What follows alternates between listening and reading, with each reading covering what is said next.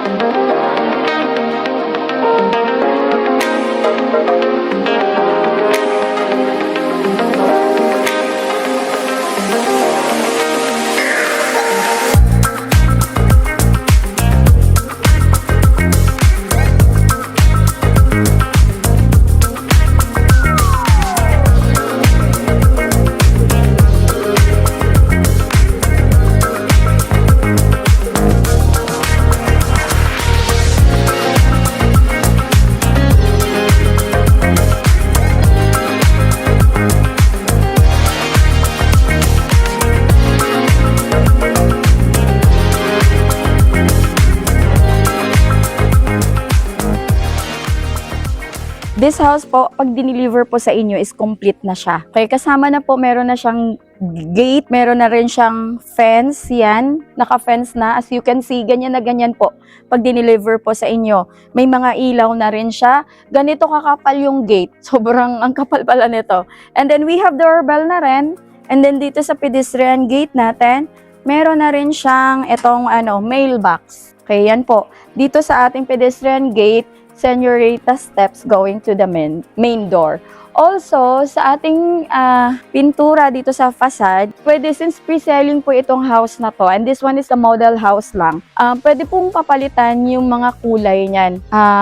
Before itatayo yung house na gusto nyo, kung saan man din na location, we will schedule a meeting with our architects para mapag-usapan kung ano yung preferred nyo na kulay ng bahay nyo. So, we have 2 carport po. Napakalawak. Actually, 2 van talaga to. 7 meters by 6 meters yung carport. So, isipin nyo na lang kung gaano siya kaano. And then, dito naman is our service area. So, may nakaabang na po dito mga sockets for our washing machine and a dryer. Tapos, nakaabang na rin po yung labasan ng tubig dyan. And ang dami nating mga ganyan, mga drainage. Pwede itong lagyan ng dirty kitchen eh. And napakalawak din po ng lanay nyo. Meron tayong mga for landscape pa na mini garden. So lagyan nyo na lang. Pwede nyo ipapa-landscape niyan para mas magandang tignan. Ang taas din ng ating bakod oh. Halos kasing height ko na. So pwede pa rin naman siyang ipa-extend dyan. Kailangan lang ma-approve ng ating HOA village. Ayan. And then, yung mga doors po pala natin, dito may access na rin going to the kitchen, dito sa service area natin. Ang mga doors natin, I think I forgot to mention na it's made of steel para in case na umulan, uulan naman din talaga or mabasa siya ng ulan, di po siya masisira basta-basta. Halika, samahan niyo po ako dito sa 5-bedroom house and lot natin sa Pacific Park Place Village. Ito po, we have our main door na made of steel and meron po tayong numerical lock set. And sa likod po ng ating main door, we have our circuit breaker. Tapos naka-organize na yung circuit breaker. Kanina kakaayos lang nito. Tinitest nila yung wattage ata na papasok sa loob ng bahay. So, lahat naman yan nakasulat na ng maayos para hindi na tayo manghuhula kung saan yung mga functions ng mga yan. Here naman po ang napakalawak nating living area and dining area. So, open layout. para maluwag siya tignan. This one is modern design na rin naman. And we have our lanai din dito. Napaka-lawak din for our natural light. And sa hangin natin, ventilation. So, meron din pa tayong bintana dito for our natural light. Pwede ditong ilagay ang ating dining. Kasya dito ang 6 to 8 na dining area, no? And dito naman po ang ating living area. So, yung mga entertainment natin, home theater, pwede nating palagay dyan. So, kung naghahanap kayo kung sino mag-i-install ng home theater nyo, kontakin nyo lang po ako, meron akong alam na for sure magagandahan kayo. For sure talaga. And here naman po, meron tayong bedroom dito sa baba. Pwede to sa ating mga guests, pwede rin natin gawing den, pwedeng office, pwede naman sa elderly natin. May cabinets na rin tayo dito and may sariling toilet and bath na din. Yung toilet and bath natin, yung cabinet natin floor to ceiling para marami kayong mailagay. And then yung cabinet din natin may drawers na din po. Yun. And then dito din po we have our, of course, toilet and bath. Para kung may mga visitors tayo dyan, may guest tayo, elderly din, dito na sila. Hindi na kailangang lumabas pa ng room nila. So, yung natin, complete fixtures ang ating toilet and bath, no? May shower na, may partition na rin dito na glass. Yun. And tempered glass po yan para hindi basta-basta siyang mabasag. Napakalinis din ang ating toilet and bath dito, floor to ceiling yung tiles, and may nakaabang na rin na single point for our heater. And yung ating toilet and bath dito sa ating bedroom sa baba, siya na rin magsiserve sa atin as powder room. So Jack and Jill siya para save na rin ang space. Alright? So, here naman po is our kitchen. Dito sa ating kitchen, napakaganda, napakalawak, and complete na yung mga cabinets natin, no? And meron na mga hanging cabinets and modular cabinets, and meron na rin sa baba. And pwedeng lagyan nyo na lang din ng mga accents pa dito kung ano yung ilalagay nyo kasi wala pa tayong drawers. Pero yes, super malinis na siya. Aside from that, soft close po ito. And then we have here na rin lagayan ng ating microwave oven para hindi siya makalat dito sa baba. So, nilalagyan na natin dito. Kagandahan din dito habang naghuhugas ka, mahangin at maliwanag dahil we have malaking bintana rin dito for ventilation and natural light din. And we have our pantry. Ang ganda. So, ito ay isa sa mga nagugustuhan ko rin talaga dito. And then, we have also our sockets na rin dito para kung may ilalagay pa tayong ibang we also have sockets doon. And we have our glass-mounted na stove. Ito ay pwedeng electric and pwede din po siyang gas. So, yung gas natin para safe po, meron dito sa ilalim, meron siyang butas going to service area. So, doon po ilalagay yung gas tank natin, hindi po dito. And meron na po din dito yung saksakan for our electric. Dito po ang nakalagay ang ating double side-by-side na refrigerator. So, yan, kasya-kasya talaga dito. Malaking And then, ang alam ko, hanggang ganyan lang yung height niya, no? So, dun sa taas, pwede mo pang lagyan ng cabinets doon or pwede mo pang lagyan pa rin ng ibang gamit. So, para walang makakalat na gamit mo. And dito din po sa baba, so, bali dalawang rooms po dito. The other room is for guest room, elderly, and we also have our staff room or, helper's room. So, pwede din po dito. And meron na rin siyang cabinet, ha. Ayun, floor to ceiling din ang cabinet. Hindi naman talaga helper's room. So, other extra room din ito. Pwede naman.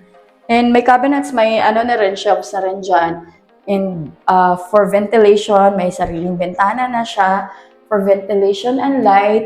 And we have complete fixtures din na toilet and bath dito. So, floor to ceiling din yung tiles. complete na. May sink, may toilet with bidet, may, may ano na rin, mirror na din, and tempered glass na partition for the shower, and telephone shower na, no, na shower. And we have na rin abang provision for single point heater. Tapos may lagayan dito ng mga sabon, shampoo. So hindi mo na kailangang mag-install pa ng iba pang lagayan. So alam mong ito yung usable na space talaga pag shower mo. Kasi yung mga gamit mo, meron na rin lagay ng towel dyan and all. So kahit sabihin mong ganito lang siya, ito na yung magagamit talaga. Hindi mo na kailangang maglagay pa ng cabinet dahil may cabinet na siya. May picture out mo na ang iyong gagawin or ilalagay sa iyong rooms. Bali, dito sa baba, we have 2 rooms, no? So, join me. Let's go upstairs para makita din natin mga rooms doon. Okay, dito sa ating taas, meron tayong fixed windows and isang awning windows dito para maliwanag kahit hindi tayo mag-aano ng ilaw. And our stairs ay made of tiles and wood and steel and tempered glass din. It's high ceiling and meron na rin tayong accent doon, ceiling accent. And kung makita nyo yung parang rectangle dyan sa taas na kulay white, abang po yan for chandelier. And dito sa second floor natin talaga, dito sa second floor natin, we have 3 bedrooms, which includes the master's bedroom. The master's bedroom has its own toilet and bath, and the 2 rooms ay mag-share po sila. Dito sa ating common toilet and bath ay complete na din, and unlike dun sa partition na tempered glass sa baba na single lang, this one ay meron siyang door. Ganyan siya. Yan, napakalambot. Napakalambot niya. Slide lang, ganyan. Oh my gosh. Ganon. Tapos meron na rin siyang rain shower and nakaabang na rin yung single point na heater. And ang ganda ng accent dito. Hindi mo siya napapansin, di ba? Pero nandito yung lagayan ng shampoo, sabon, din. So, hindi ka na magdikit-dikit pa ng kung ano na lagayan ng shampoo at sabon. Tapos, meron tayong awning window dito para sa ventilation and light na rin. So, maligo ka kahit walang ilaw, pwede. Maliwanag siya. Unless gabi ka maliligo, so kailangan mo mag-on ng ilaw. And then we have the sink, the lavatory na ang ganda, aesthetic siya. Basta naka-wall mount siyang ganyan. And yan, ganda. And then, complete na rin lavatory, and lagayan ng towel, and meron pang face towel dito. Yan. Meron na rin siyang socket dito for, pwedeng mag-charge ng phone. And then, yun yan. Nilagay talaga yan for dryer, kasi pagkaligo mo, after maligo, magdadry ka ng hair mo dyan. Oh, okay. Before I forgot, all of our doors pala, we have stopper. Para hindi siya babagsak sa likod. So, lahat ng doors natin yan, main door, and lahat ng doors ng And din dito, sa common toilet and bath, dito nakalagay yung manhole. Ayan, baka hindi nila makita. So, meron yung manhole para in case na may mga ayusin, mga electrical wires doon sa taas, pwedeng dyan ang dumaan. Also, for those clients or if gusto nyo magpalagay ng CCTV, dyan din po dadaan. Yan. Okay, for our first room, here dito sa ating second floor, ayan, ganito na siya. So, ang idadagdag nyo na lang is pwede siyang double or queen bed. Kasya dito ang queen bed. And meron na po kayong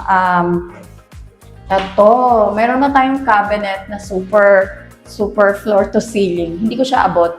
So, ang mangyayari na lang is kung ano yung mga hindi nyo laging ginagamit is doon siya sa taas. Yan. Meron na rin siyang shelves dito or drawer. May drawer na rin. Again, naka-partition na siya. And we have this vanity, may mga shelves din sa taas. Ang alam ko, may ilaw na to. Naayos lang yung ilaw kanina, so wala pang kuryente pumapasok. Then, yes, we have drawer na rin. So, may mga dalawang bintana para maliwanag. Ngayon, hindi tayo gumagamit ng ilaw, maliwanag pa rin. For our ventilation pa rin, natural light. Meron tong nakaabang na window type aircon. Ayan siya. Meron na ring saksakan. And our ceiling pala is drop ceiling. Let's go to our second bedroom. Dito naman sa ating second bedroom, medyo maliit ng konti doon sa first room na pinasok natin. Pero this one, kasya pa rin ang double or queen bed. And meron na rin tong cabinet. Picture out nyo na kung ano yung gusto nyong ilagay dito. Kasi hindi mo na kailangan, ito na yung usable area mo. Hindi mo na kailangan maglagay ng cabinet. Meron na po. And the vanity na rin. Malaki ang cabinet dito ha. Ayan siya. Mas malaki yung cabinet dito compared to the first room naman din. Yun naman yung kaibahan. And same with the first room, meron na rin tayong dalawang bintana from side to side and meron na rin tayong naka-provision, nakaabang for our window type aircon. Let's go to our master's bedroom.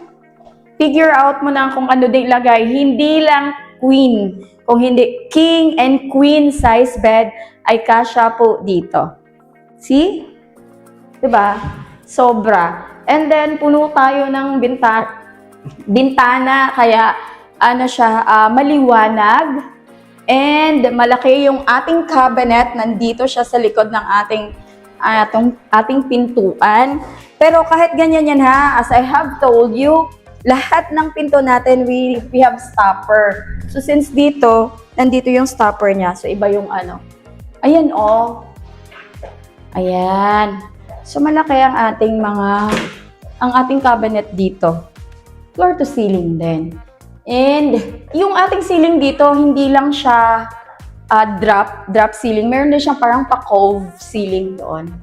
So pwede mo rin siyang ayusin pa if you like, lalagyan ng accent, ganyan. The good thing, aside from meron din tayong vanity, no, lahat ng rooms, aside doon sa baba natin, walang vanity. Pero dito ang ganda ng ating toilet and bath. Promise, halika, tignan nyo. Ang ganda-ganda. So we have here the lavatory and nandoon naman ang ating toilet seat and meron na siyang bidet and ang ganda din ng ating yung shower enclosure niya. Tempered glass po yan, sliding na napaka-smooth ng pagka-slide niya. Ang ganda ng accent natin, wall accent dito. Tile accent pala. And ito yung kakaiba dahil meron tong rain shower and telephone shower. Ang nice oh, napaka-sleek. Ayan, ang ganda. Ganda niya. And aside from that, na magandang shower enclosure natin, ang laki din ng ating mirror. Puti na lang, medyo fresh pa tayo. Ganda ng ating, di lang siya bathtub ang gamit dito. Kung hindi, the jacuzzi. May ano yan, parang isasaksak electric and then magbubula-bulang ganyan. Ganon. So magdi-date, pwede kayo magdi-date kayo ni husband dito. Relax. Riregaluhan ko yung buyer ko ng pang bula-bulang ganon. Ayun. Ganda, diba? So, yun po. Let's go downstairs for our recap. Ay! Hindi pa pala. Meron pa pala tayo dito malawak na balcony. So, since yung balcony natin, itong, ang kagandahan dito sa bahay na to, no, yung orientation niya is morning sun. So, maya-maya, paghapon na, ayan o, nagkaroon na ng shadow dyan. So, malilim na siya. Pwede nang tumambay dito paghapon. And actually, sa car park nga natin, no, 2 car parks, no, sobrang lawak. Ano yan, pwede nang tumambay din dun. Kung nakita mo naman, malilim na siya pag ganitong oras. Right now, it's like 12:30 in the afternoon. So, yun, ano na siya. Okay po, let's go downstairs na po for our recap. This house has 5 bedrooms, 2 carport, 4 toilets and bath, complete finish. So, kung ano po yung nakita nyo during our tour is kasama po yon. This house has a lot area of 180 square meters and a floor area or develop area of 237.10 square meters. This house is also located in a prime village and in a prime location nearby major. Malapit din po ito sa Metro Manila using Cavitex, MCX, Calax, and major Aguinaldo Highway, pwede din po. And malapit din to sa SM Dasmariñas and Robinsons Palapala. If you want more details, schedule an appointment for viewing and for reservation or consultation, don't forget or please contact me. This has been Jessa Handang, your trusted real estate broker. Please don't forget to like, subscribe, and hit the notification bell so that you won't miss out whenever we upload new videos. See you soon po. God bless.